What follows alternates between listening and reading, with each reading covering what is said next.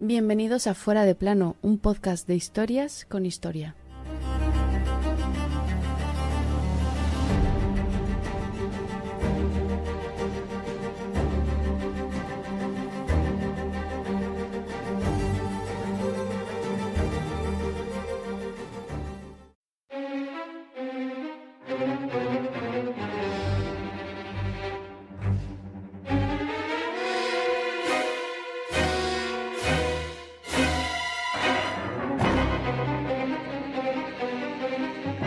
Quizás no fue el asesino más trabajador, ni el que más víctimas tiene en su cuenta. Sin embargo, su nombre hoy en día sigue suscitando inquietud. Si os digo Jack el Destripador, seguro que todos habéis oído, visto o leído algo sobre él. Pues es el primer asesino en serie mediático de la historia. Aquel 7 de agosto de 1888 ensayó con su primera víctima lo que después haría con el resto. Ella era Martha Tabram, y es reconocida como su primera víctima desde hace poco tiempo. Hoy te contamos la historia de los crímenes de Whitechapel.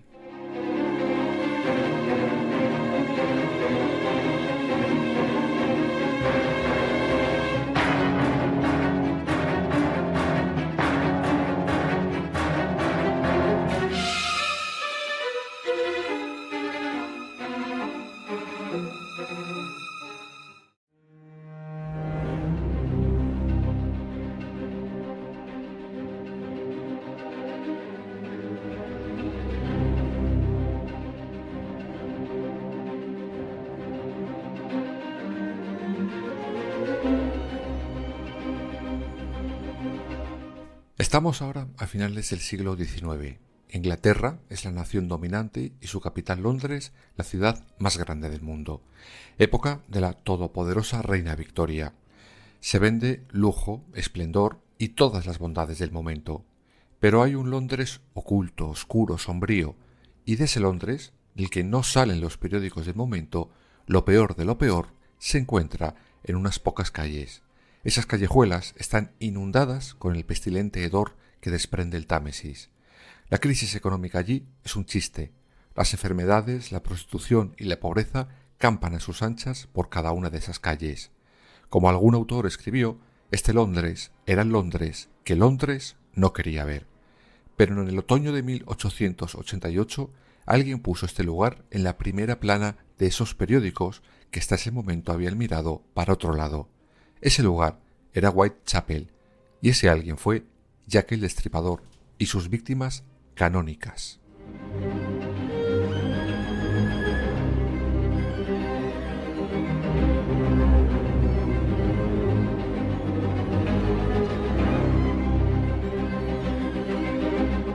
Pero, ¿qué es eso de víctima canónica? Pues son las 5 mujeres supuestamente prostitutas que se le atribuyen directamente y con pruebas a Jack el Destripador. Hay más muertes que luego se le atribuyeron de una u otra manera, pero oficialmente las 5 canónicas del Destripador eran Mary Ann Nichols, encontrada el 31 de agosto, Annie Chapman, encontrada el 8 de septiembre, Elizabeth Stride y Catherine Eddowes, ambas encontradas el 30 de septiembre, y Mary Jane Kelly, encontrada el 9 de noviembre. Aunque la víctima que hoy trae a Jack el Destripador a Fuera de Plano no es ninguna de estas 5, es otra, y su muerte no ocurre en el otoño de 1888, sino en agosto. Ella era Martha Tabram, y fue el ensayo del Destripador.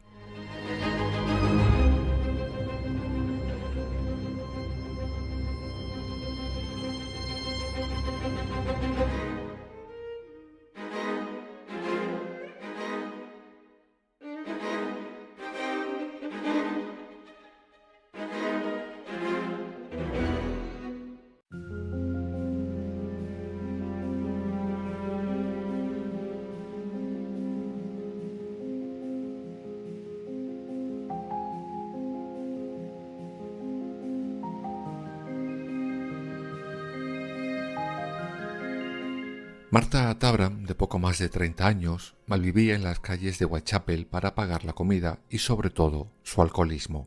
Ella no encajaba en las víctimas canónicas, pues estas aparentemente eran prostitutas, vamos a decir, de calle, que eran una clase en aquel entonces. Sin embargo, Martha Tabram era lo que llaman prostituta de soldados, una subclase dentro de la prostitución victoriana. Hacía la calle buscando solo soldados. También intentaba vender alguna baratija, pero eso no la daba para malvivir y por eso ejercía la prostitución.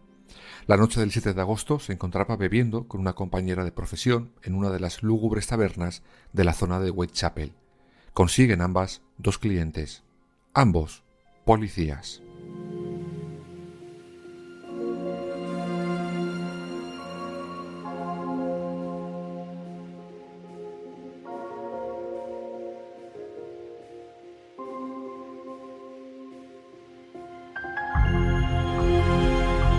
Martha se llevará a su cliente a su zona habitual, a George Yard, pues era una calle apartada donde podía ejercer su trabajo sin miradas indiscretas. Allí se encontraba un bloque de apartamentos donde, cuando se apagan las luces, podían realizar sus oficios las prostitutas. Y eso hizo, sin saber que esa sería su última noche del trabajo.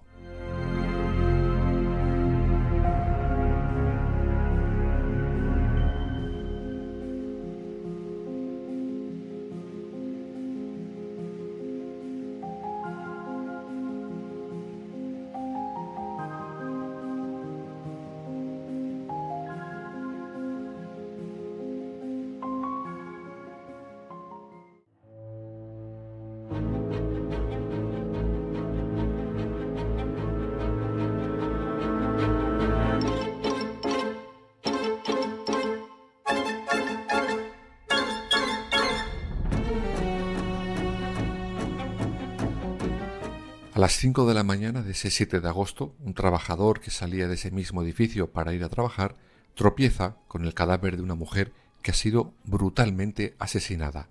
Estaba en un charco enorme de sangre. Esa mujer era Martha Tabram. Y ojo, porque antes que él, otros vecinos se tropezaron con ella. Una oye ruidos, pero con los casos de violencia doméstica que había, no le dio la más mínima importancia. Otro llegó de trabajar de taxista y se cruzó con su cuerpo, pero como no dio la luz pensó que era alguna vagabunda dormida. Finalmente, este trabajador a las 5 de la mañana la ve y acude corriendo a por la policía. Cuando llegan, lo que ven es estremecedor.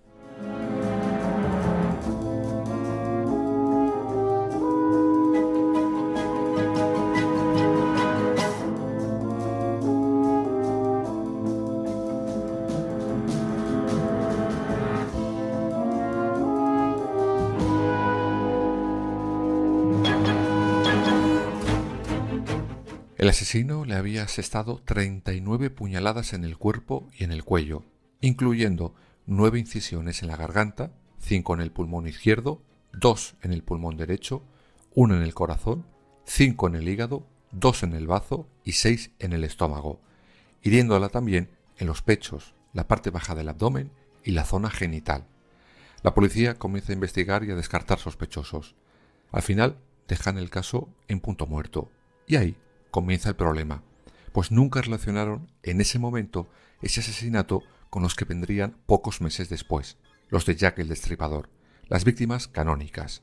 Y ojo, porque incluso después hay autores que no aceptan del todo la teoría de que Martha Tabram fuera su primera víctima, su ensayo. Sin embargo, autores posteriores con sus investigaciones sí la catalogan como tal. Como siempre en estos casos, el único que lo podía decir era el asesino. Y no creo que sea algo factible, puesto que a día de hoy se sigue sin saber a ciencia cierta quién era Jack el Destripador.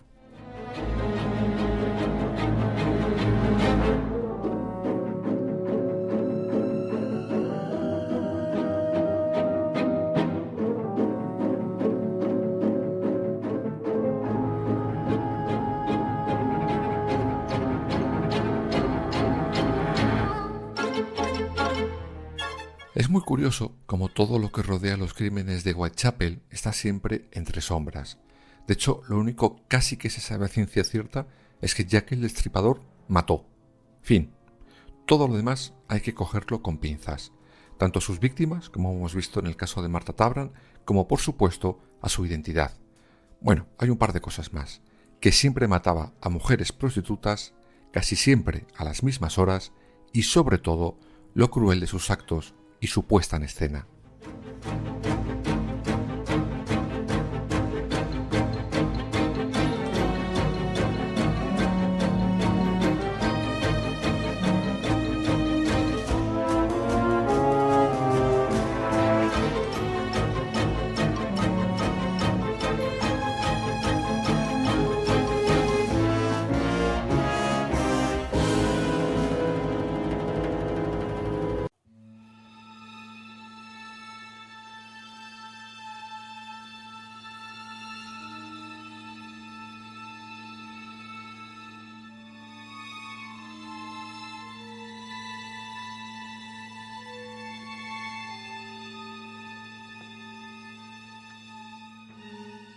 Su, digamos, modus operandi era el siguiente. Comenzaba por cortar de un lado a otro la garganta de la víctima con una cuchillada para acto seguido abrir, también a cuchilladas, su cavidad abdominal. En la mayor parte de los casos pasaba entonces a extirpar sus órganos. En alguno de ellos además aprovechó para llevarse un riñón, por ejemplo, a modo de macabro souvenir. De hecho, las descripciones de los forenses de estos asesinatos dan prueba de todo esto. Las vísceras se hallaron en diversas partes, el útero y los riñones bajo la cabeza, el otro pecho junto al pie derecho, el hígado junto a los pies, los intestinos junto a su costado derecho, el corazón faltaba del saco pericárdico. En fin, Jack el Destripador no solo quería matar, quería algo más, y lo dejó bien claro. Incluso dejó claro cómo quería que le llamaran.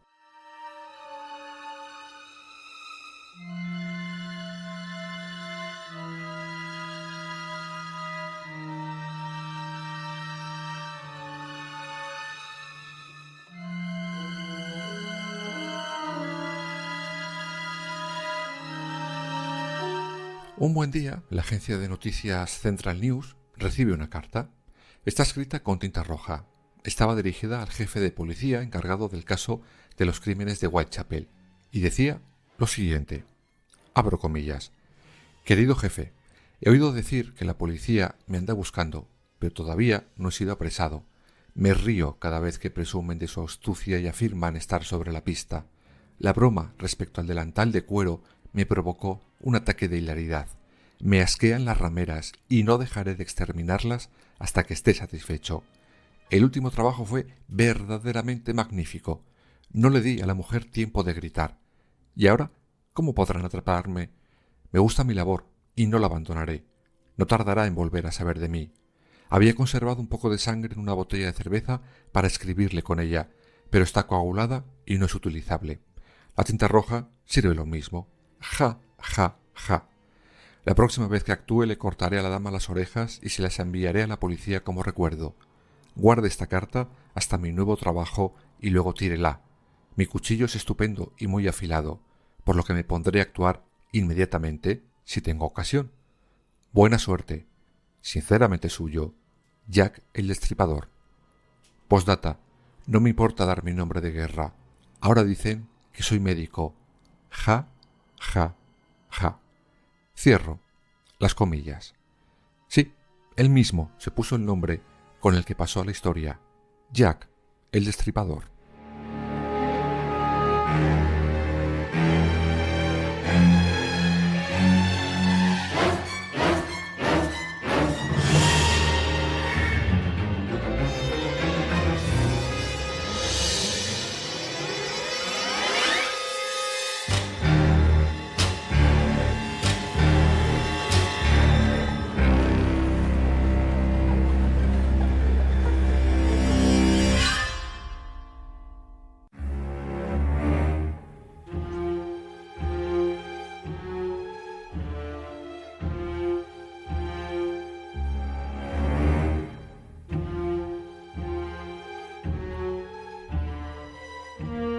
Y un buen día cesaron los asesinatos y las cartas escritas, según decía él, desde el infierno, y comenzaron los posibles sospechosos. Todos ellos nos han llegado hasta nuestros días. Os les voy a presentar. El primero era Montague John Druitt. Era un joven de buena presencia que encajó en un primer momento porque se tuvo la teoría que Jack el Destripador, después de su último crimen, se suicidó. Y este chico apareció sin vida en el Támesis en diciembre de ese 1888. Pero tenemos un pequeño problema. Tenía una coartada perfecta para el primer asesinato del Destripador.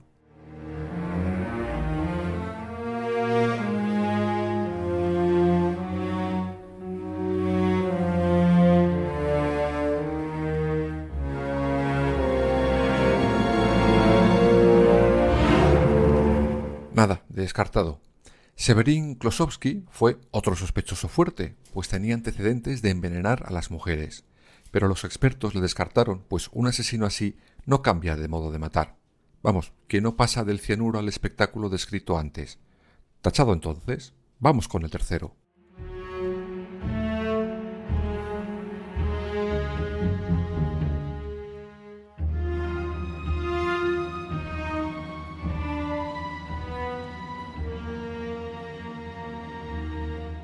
Este era Aaron Kosminski, un joven barbero judío polaco, pero según los investigadores del momento tampoco podría encajar, pues según su salud mental, de haber sido el destripador, no se lo hubiera podido callar.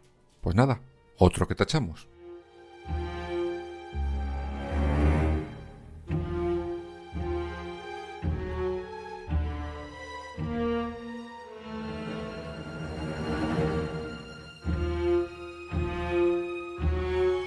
La lista de posibles sospechosos médicos es enorme. Muchos fueron sospechosos, pues aseguraban que el arma usada, al menos para asesinar a las 5 canónicas, era un bisturí, pero ninguno de los sospechosos encajaba al 100% o tenían coartadas para alguno de los crímenes.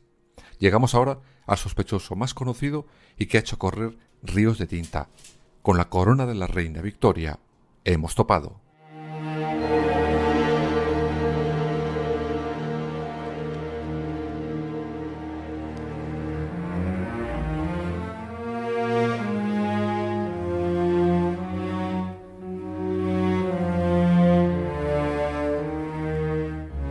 Él era el príncipe Alberto Víctor, nieto de la reina Victoria y por tanto segundo en la línea de sucesión al trono. Según las historias de la época, el príncipe tuvo un hijo con una prostituta de Whitechapel y para evitar que eso se supiera, mató a las prostitutas que podrían tener relación con la madre de su hijo bastardo. Pero nunca se pudo probar nada, ni del hijo, ni mucho menos que él fuera Jack el Destripador.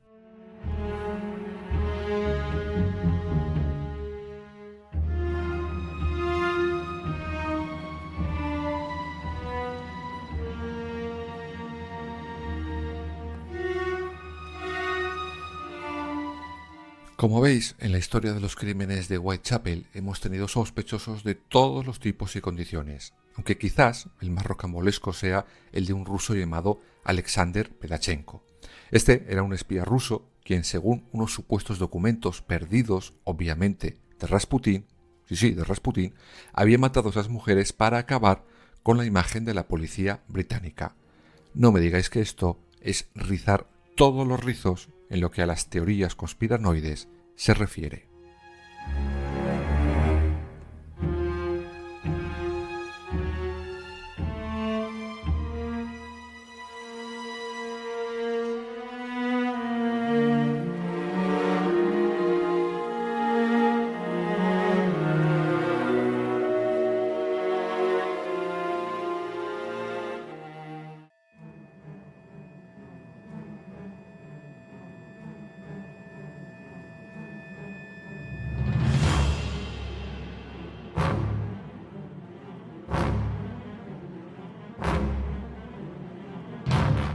Sin embargo, la cadena británica BBC hace unos meses se propuso descifrar el enigma del destripador. Utilizó los últimos avances científicos. De hecho, colocó de nuevo a Martha Tabram como la primera víctima de Jack. Con técnicas avanzadas de ADN fue creando una serie de patrones. Sobre todo, una mancha de sangre en un chal de una de las víctimas fue lo que les llevó a dar un nombre sin duda alguna. Y sí, ese nombre está en la lista que os acabo de dar. ¿Apostáis por alguien?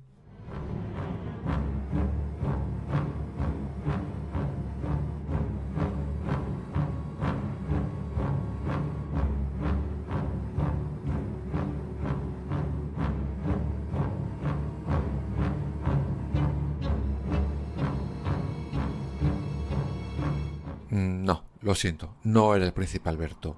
Según las pruebas de ADN, Jack el Destripador no fue otro que Aaron Kosminski. Sí, el barbero judío que la policía de la época desecha de la lista por su salud mental. Pues ese. De hecho, fue detenido porque le habían visto unas horas antes en compañía de una de las víctimas de Jack el Destripador. De hecho, un testigo en un primer momento le reconoce, aunque en un careo entre ellos ese testigo se retracta y le dejarán libre. El supuesto Jack el Destripador acabó sus días, por cierto, ingresado en un hospital psiquiátrico en 1891. Murió en 1919. Quizás por eso fue por lo que Jack el Destripador dejó de matar. Sin embargo, a esta investigación le han salido sus pequeños peros.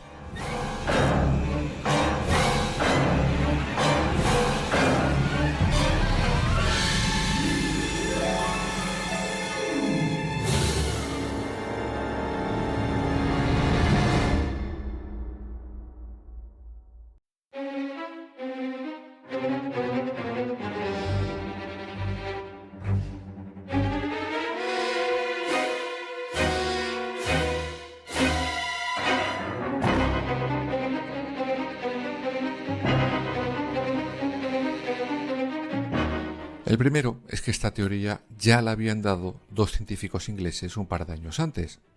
El segundo, que el chal no está claro que se encontrara en una escena del crimen ni que fuera, por tanto, de una de las prostitutas asesinadas en Whitechapel. Luego, que el ADN no era del todo determinante para señalar a un solo sospechoso. Además dicen que la sangre pudieron haberla colocado en su momento para señalar a Kosminski por ser judío y polaco, pues en aquella época había una oleada enorme de antisemitismo por el país. Por tanto, volvemos al principio de todo.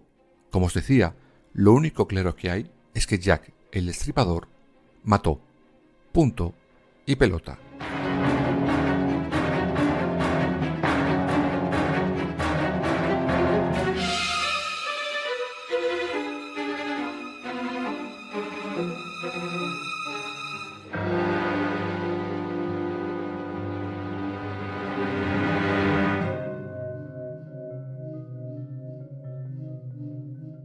Ya habéis visto los mitos, los sospechosos y las supuestas pruebas de los crímenes de Whitechapel y de la identidad de Jack el Destripador. Como ya hemos dicho, no ha sido el que más asesinó, pero por alguna extraña razón, todos los asesinatos en serie posteriores se comparan siempre con él. Aunque, como dijo alguien de Scotland Yard de la época, nadie sabe nada, ni sabrá nada en 1000 años sobre la historia verdadera de Jack el Destripador.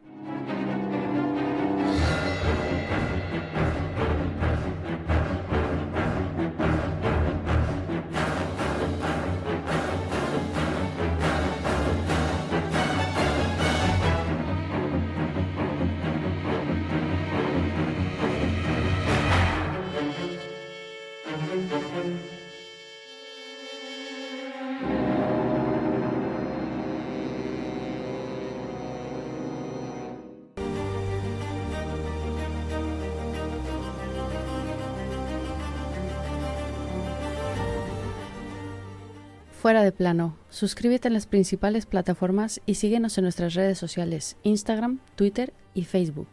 Fuera _de plano.